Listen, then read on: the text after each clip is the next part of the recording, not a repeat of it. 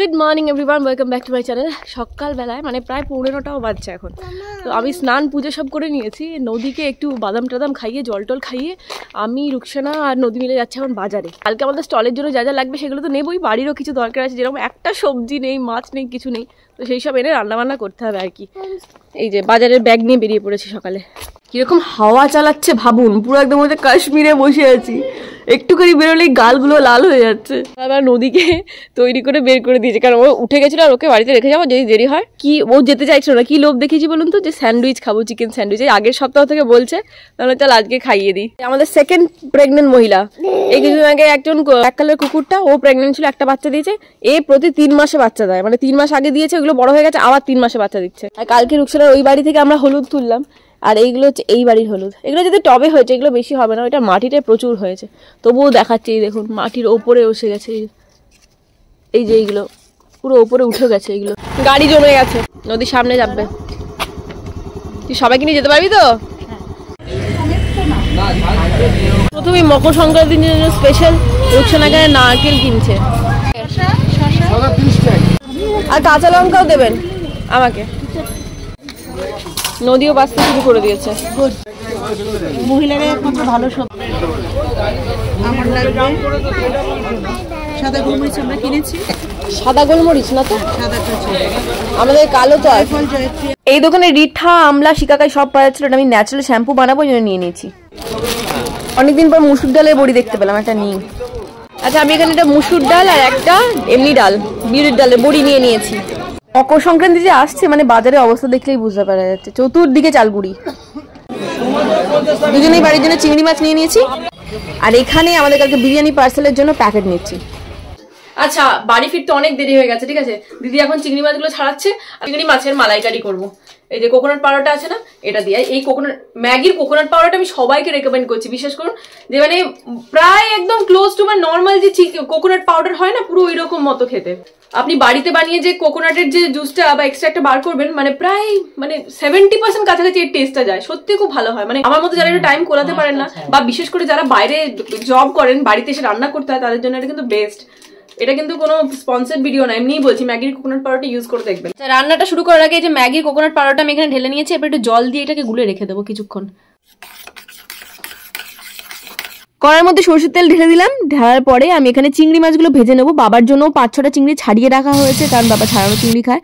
আর এখানে আমাদেরগুলো আমরা এমনি গোটাই রেখে দিই, তাহলে টেস্টই বেশি লাগে আর কি। ভেতরে পুরো একদম মিষ্টি থাকে চিংড়িটা, আর চিংড়ির টেস্টটা কালকে সত্যি খুব ভালো ছিল। আচ্ছা, ভেজে এবার চিংড়ি মাছ তুলে নিয়েছি। আর চিংড়ি মাছ ভাজার সময় আমি একটু বেশি করেই তেল দিই, কারণ ওই তেলটাতে রান্না করলে না আরো সুন্দর খেতে লাগে। এরপরে আমি এখানে একটা মিক্সচার দিয়ে দিচ্ছি, মিক্সচার আর কি। পেঁয়াজ, আদা, রসুন আর টমেটো, কাঁচা লঙ্কা সব একসাথে। টমেটো না, পেঁয়াজ, আদা, রসুন আর কাঁচা লঙ্কা। এরপরে টমেটো মোটামুটি 2টো বড় সাইজের গ্রেট করে দিয়েছি। ভালো করে মশলাটা কষিয়ে নেবো। তারপরে এই চিংড়ি মাছটাকে আরো টেস্টি আর সুস্বাদু বানানোর জন্য আমি এর মধ্যে নুন, হলুদ, জিরে, ধনে, কাঁচা লঙ্কা, তারপরে ওই যে আরেকটা যেন কি বলে, কাশ্মীরি রেড চিলি পাউডার, হ্যাঁ কাশ্মীরি রেড চিলি পাউডার সমস্ত মিক্স করে নিয়েছি। শুধু কাশ্মীরি রেড চিলি পাউডার দিয়েছি, তাতেই নদীর নাকি প্রচন্ড ঝাল লেগেছিল। যাই হোক, এবার 2 থেকে 3 চামচ টক দই দিয়ে ভালো করে মিক্স আপ করে নিলাম। তারপরে দেখলাম আর একটু জল দিয়ে ভালো করে, তারপরে এখানে দিচ্ছি গোটা গরম মশলাকে হালকা থেতো করে নিয়েছি। পুরো থেতো করবো না, হালকা থেতো করে নিয়ে বেশ ভালো গন্ধটা ছাড়ে। তারপরে এই যে নারকেলের পাউডারটা গুলে রেখেছিলাম, ওটা মিক্স করে নিলাম, বেশ সাদা সাদা হয়ে গেল। তারপরে ভাজা চিংড়িগুলো মিক্স আপ করে লাস্টে ঘি আর কাঁচা লঙ্কা দিয়ে নামিয়ে নিন গরম গরম। আমি যদি একটু গ্রেভিটা বেশি রেখেছি, কারণ কি বলুন তো, একটু বেশি করে গ্রেভি থাকলে রাত্রেবেলা আমি ওইটা দিয়ে রুটি দিয়ে খেয়ে নিই, আর সেই জন্যই বেশি করে রেখেছি। নাহলে গ্রেভিটা একদম সবাই গায়ে লাগা লাগা করে আর কি। সত্যি কথা বলতে মারাত্মক খেতে হয়েছিল, যাকে বলে ফাটা অ্যান্ড ফাটি। সবাই আঙুল 4টা পুইটটা খেয়ে নিয়েছিল। যাই হোক, এখানে রেডি। আর এদিকে দেখুন কালকের এই যে নারকেলের ছাইটা, এটা একটা কন্টেনারে ভরে রেখে দিয়েছি। যেদিন পিঠে হবে সেদিন বার করব ফ্রিজ থেকে সোজা। ওয়াও, পুরো অরিজিনাল লাগছে, কি বিউটিফুল কালার করেছে নদী। সবাই ওকে একটা চুমু দিয়ে দিন। এত সুন্দর বিউটিফুল কালার করে চলো, ভেরি গুড ভেরি গুড। নদীর জন্য দিয়ে চিংড়ি মাছটা রান্না করলে আমার নদীই খেলো না, ঝাল লাগছে ওর নাকি। এই তাকা, তো ঝাল লাগছিল? কি করে ঝালটা লাগলো? ঝাল তো দিইনি, তাকা আমার দিকে। আমার কাছে রান্নাতেও প্রমাণ আছে, আমি জাস্ট এইটুকু কাশ্মীরি রেড চিলি পাউডার দিয়েছি। না, অনেক বেশি করে দিলাম। মিথ্যে কথা বলবি। আমার খুবই ইম্পর্টেন্ট কয়েকটা জিনিস লাগতো, সেগুলো যে এসে গেছে নাইকা থেকে, আমি সেজন্য ভীষণ হ্যাপি। 1 নম্বর হচ্ছে এই যে আমি মাইসেলার ওয়াটার ইউজ করি না, বাট শীতকালে স্কিন তো ড্রাই থাকে, সেই জন্য আমি এই প্লামের এই হেম্প ক্লেনজিং অয়েলটা ইউজ করবো মেকআপ রিমুভ করার জন্য। বড় ওই কটনের যে পাউচটা নিয়ে যাওয়া অসম্ভব, ঠিক আছে, কোথাও এত জায়গা না, এই জন্য ছোট এই কটনের পাউচটা এনেছি। এনাফ, ওই 5-6 দিন থাকবো তার জন্য। আচ্ছা এটা দেখুন, এটা একটা সুন্দর জিনিস, concealer pen, airbrush concealer pen. এটা হচ্ছে ল্যাকমি অ্যাবসোলিউটের একটা ইনস্ট্যান্ট এয়ারব্রাশ কনসিলার পেন। জানেন আমার মুখে কত দাগ ছোপ, এটা ঢাকতে লাগবে। আর একটা সব থেকে ইম্পর্টেন্ট জিনিস, সেটা হচ্ছে হট শট হোল স্প্রে। মানে ওই চুলের সমস্ত বান পান করি বা স্টাইলিং করি, এটাকে ধরে রাখবে আর কি, স্টাইলিংটাকে। বি ব্লান্টের salon like hair hot shot hold spray, hold spray for hair styling. আমার যেটা ছিল না, ওটা একটা কি কোম্পানি ছিল জানি না, মনে নেই। ওটা ডেট ওভার হয়ে গেছে অনেক বছরকার আগে, মানে আমার বিয়ের সময়কার। তো এটা একটা নতুন নিলাম। আজ এটা সরস্বতী পুজোর লুক ক্রিয়েট করলাম। এই শাড়িটা সহজ পাঠের শাড়ি, শাড়িটা খুব সুন্দর দেখতে। তো এই শাড়িটা আমাকে পাঠিয়েছে পোশাক আশাক একটা বুটিক থেকে। ওনার নাম্বারটা আমি স্ক্রিনে মেনশন করে দেবো, আপনারা চাইলে কিনতে পারেন। এরকম সরস্বতী পুজো পরার জন্য সহজ পাঠের শাড়ি, স্বরবর্ণ ব্যঞ্জন বর্ণ সবকিছু এটার মধ্যে প্রিন্টেড। এটা হ্যান্ড প্রিন্টেড একটা শাড়ি আর পিওর কটন। শাড়িটা নো ডাউট দেখতে ভালো আর প্রচন্ড কমফোর্টেবল, কারণ হ্যান্ড প্রিন্টেড বললাম না, আর কটনের শাড়ি। তো এটা একটা এরকম ধরনের নিতে পারেন। এর সাথে রেড কালার ব্লাউজও পরতে পারেন, ব্ল্যাকটাও বেশি ভালো লাগবে। এর সাথে বেশ বড় একটা ব্ল্যাক কালারের টিপ, ওই যে টিচার ফিলিংসটা আসে না, মানে ধরুন সরস্বতী পুজো যারা টিচাররা স্কুলে টুলে যান বা কলেজে যান, তাদের জন্য এই শাড়িটা কিন্তু খুব ভালো মানাবে। আর এর সাথে পরার জন্য একটা প্রপার ব্লাউজ পিসও উনি পাঠিয়েছেন, বাট এটা আমার করানো হয়নি, পরে সময় পেলে করিয়ে নেব। তো এটার সাথে এটা বেস্ট লাগতো, খুব সুন্দর লাগতো। শাড়িটা খুব খুলতো আর কি ব্ল্যাকটার সাথে, এই ব্ল্যাকটার সাথে। ছুটবি না নদী, আসতে ছুটিস না, না কোনোটার মধ্যে ছাড় নেই, তুমি খেয়ে নাও। সবাই দেখুন নদীর গোপ গজিয়েছে, গোফ। নদী দুধ খেয়ে নিয়েছে, ওকে শুধু বলেছে এটা খেলে তুই ভালো করে জিমন্যাস্টিক করতে পারবি, সঙ্গে সঙ্গে খেয়ে নিয়েছে কত কত কত কত কত কত কত করে। অনেক ভাবনা চিন্তা করার পর আজকে আমি ফাইনালি পাউরুটিগুলো সদগতি করছি, যেগুলো পাওভাজির জন্য এনেছিলাম। বানাচ্ছি পাওভাজি, মশলাও কিনে এনেছিলাম পাওভাজি মশলা, ওটাই বানাবো এখন। সবজির মধ্যে যেগুলো সেদ্ধ করতে আমি দেবো সেগুলোকে সেদ্ধ করে নেবো, যেন মটর, আলু, টমেটো, ফুলকপি আর গাজর, এগুলো ছোটো ছোটো করে কেটে সেদ্ধ করতে দেবো। অনেকে এটার মধ্যে আবার কম সবজিও দেয়, যেরকম ধরুন গাজর ফাজর অনেকে দেয় না, দেখলাম তারা একটু মশলা ফসলা বেশি পছন্দ করে। তো আমি একটু সব কিছুই দিয়ে দিয়েছি, সব কিছু সুযোগ এখনই তো না বাচ্চাদের খাওয়ানোর। সমস্ত সবজিগুলো সেদ্ধ করতে দিয়ে দিয়েছি, আলু সেদ্ধ আছে, সেদ্ধ আলুটার মধ্যে মিক্স করে নেবো। এরপরে মোটামুটি 4 থেকে 5টা পেঁয়াজ পুরো চপ করে কেটে নিয়েছি, মানে চপ করে নিয়েছি। এখানে পেঁয়াজ একদম চপ করে রেখেছি, রসুন চপ করে রেখেছি, আদা চপ করে রেখেছি। এইটা মশলাটা মানে ভাজিটা ভাজানোর কাজে লাগবে, ঠিক আছে। আচ্ছা এগুলো মোটামুটি বয়েল হয়ে গেছে সবজিগুলো। এরপর আমি এটাকে না, আমার কাছে স্ম্যাশার নেই, ঠিক আছে, তো আমি কি করবো, যে ছাঁকনিটা আছে ওটা করে ছেঁকে পেস্টটা বানিয়ে নেবো। নদী যখন একদম ছোট ছিল সেই সমস্ত কথা মনে পড়ে গেল। এই যে ছাঁকনিতে করে, তখন গ্লাসে না চামচে করে সমস্ত সবজি টবজি সেদ্ধ করে, ভাত ডাল সেদ্ধ করে সব মিক্স আপ করে ওকে এইভাবে খাইয়ে দিতাম বাটার দিয়ে। এখানে সমস্ত সবজিগুলো স্ম্যাশ করে নিয়েছে, আর এটাই সুযোগ আপনার বাচ্চাদের পুরা যে কোনো সবজি খাইয়ে দেওয়ার, ঠিক আছে। এখানে প্যান বসিয়ে দিয়েছি, অন করে দেবো। আর এই পাওভাজিতে কিন্তু বাটারে কৃপণতা করলে চলবে না, ঢেলে বাটার দিয়ে দিন, ঠিক আছে, আগে পরে মাঝখানে সবসময়। পাওভাজি যে কনসেপ্টটা এত বেশি ভালো লাগার কারণ দুটো জিনিস আমার মনে হয় মেইন ইনগ্রিডিয়েন্ট, যেটা একটা হচ্ছে বাটার আর 2 নম্বর হচ্ছে লেবু। এই লেবু আর বাটারের কম্বিনেশনটা অসাধারণ। এই পাওভাজি প্রথমে আমি খেয়েছিলাম, মিস্টার মুখার্জি আমাকে খাইয়েছিল, আমাদের যখন সমস্ত দেখাশোনা পুরো ঠিকঠাক হয়ে গেছিল। একবার এসেছিলাম কলকাতায় দেখা করতে, তখন একটা জায়গায় খেয়েছিলাম, বোধহয় পার্ক স্ট্রিটে না পার্ক সার্কাসে কোথাও একটা খেয়েছিলাম, মোটামুটি মনে নেই। প্রথমে বাটারটা গলে যাওয়ার পর এর মধ্যে জিরে ফোড়ন দিলাম, জিরেটা হালকা ভেজে নিয়ে পেঁয়াজ আদা রসুন চপ করে রাখা ছিল ওইগুলো দিয়ে দিলাম, দিয়ে ভালো করে নেড়ে টেড়ে এর মধ্যে জিরে গুঁড়ো, ধনে গুঁড়ো, এগুলো অপশনাল, আমি দিয়েছি।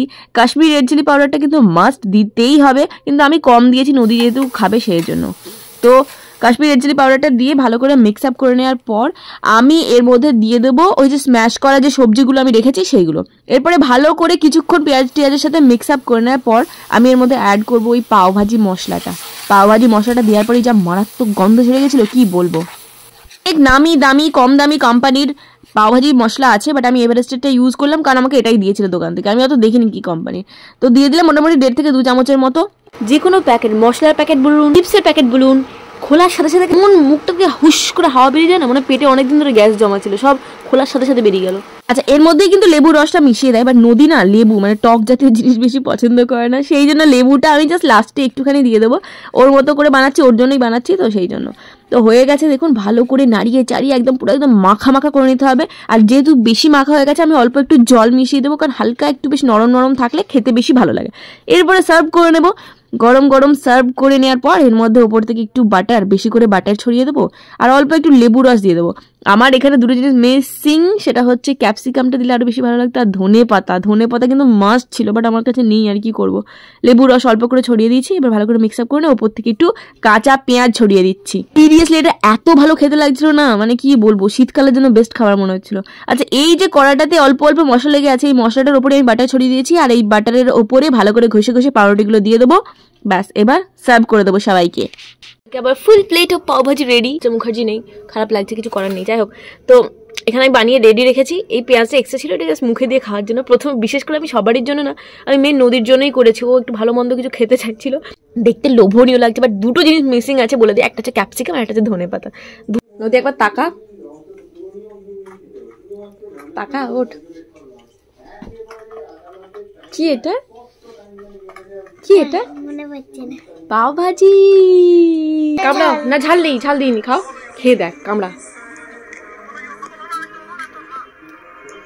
কেমন।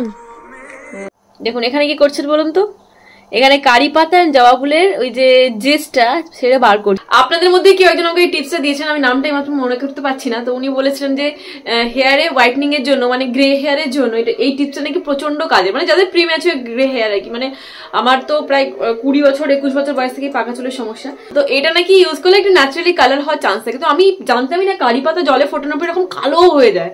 আমি কারি পাতা ফোড়নে দিয়েছি, মাছের টকে দিয়েছি, বাট এইভাবে যে কালো হয়ে যায় জানতাম না। সিরিয়াসলি দেখছি আমার শরীর মানে একদম পুরো কালো হয়ে গেছে। তো এটা আমি ফলো করে দেখি এক সপ্তাহ তো হবে না, আশা করি 15-20 দিন ফলো করে দেখি কাজে দেয় কিনা, তাহলে ডেফিনেটলি আপনাদের সাথেও শেয়ার করবো। দেখো কারি পাতা ফুটে জলটা কিরকম হয়ে গেছে, কালো পুরো একদম। আচ্ছা, নেক্সট দিন সকালে আমি এখানে ন্যাচারাল শ্যাম্পু বানানোর জন্য রিঠা, আমলা, শিকাকাই ভিজিয়ে রাখছি। পরে প্রসেসটা আমি নেক্সট ব্লগে বলবো। কালকে আমার সাথে রাত্রেবেলা গুগলি হয়ে গেছে, সেই গুগলিটা আপনার সাথে একটু পরে শেয়ার করছি। হ্যাঁ, কালকে আমার সাথে সৌরভ গাঙ্গুলির দাদাগিরির গুগলি হয়ে গেছে, ঠিক আছে। গুগলি নাকি একটা রাউন্ড ছিল না, কি হয়েছে, নদীকে আমি জাস্ট হাফ এডিট করিনি, 1% এডিট করে নদীকে আমি বলছি, নদী তুই একটু শো, আমি তোকে ঘুম পাড়িয়ে দিচ্ছি, ঠিক আছে। তো এই ঘুম পাড়াতে গেছি, আমিও ঘুমিয়ে গেছি। চোখ খুলেছে 1:33-এর সময়, অভিষেক ফোন করেছে, ও বাড়ি পৌঁছে গেছিল আর কি। ওকে দরজা খুলে দিয়ে আবার ঘুমিয়ে পড়েছি সোজা সকাল 7টায়। না ব্লগ শেষ করেছি, না চুল আঁচড়েছি, না ক্রিম লাগিয়েছি, চুলটা খোলা অবস্থায়, কি অবস্থা। আজকে আপনাদের দেখালাম যে প্রথমে আমি ওই শিকাকায়, আমলা, এই সমস্ত রিঠা পিঠা ভিজিয়ে রেখেছি, ওইগুলোতে যে শ্যাম্পু বানাবো ডেফিনেটলি শেয়ার করবো, তাও নেক্সট ব্লগে। ভালো থাকবেন। আজকে ব্লগটা ভালো লাগলে please do like and subscribe my channel. আজকে আমাদের স্টলও আছে, সেটাও আমি নেক্সট ব্লগে দেখাবো। তাই ব্লগটা ইন্টারেস্টিং হতে চলেছে, please don't miss out. Okay, by.